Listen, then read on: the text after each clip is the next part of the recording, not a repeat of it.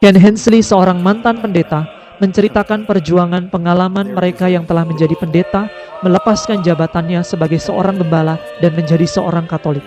Setiap kali seseorang dari latar belakang non-Katolik masuk ke dalam gereja Katolik, selalu ada efek gelombang seperti batu kecil yang dijatuhkan ke kolam, lalu gelombangnya menyebar ke segala arah. Ada dampaknya bagi keluarga mereka.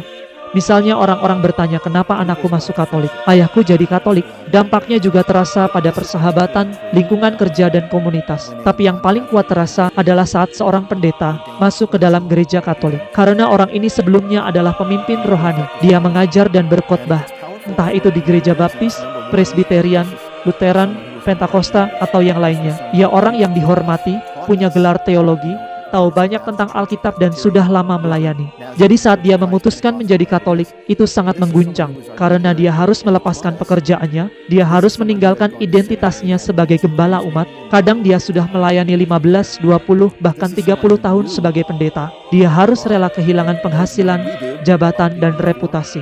Contohnya saya sendiri saat saya memutuskan meninggalkan pelayanan dan menjadi Katolik. Saya sudah 11 tahun menjadi pendeta dan waktu itu saya berusia 42 tahun. Itu sangat berat.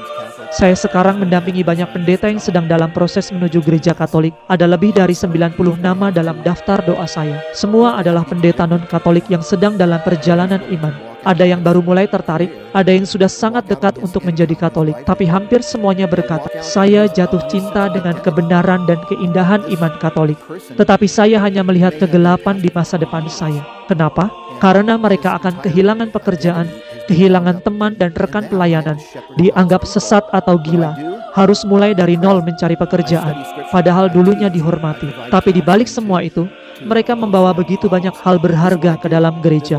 Mereka membawa pengetahuan dan pemahaman mendalam tentang Alkitab dan ajaran Kristen.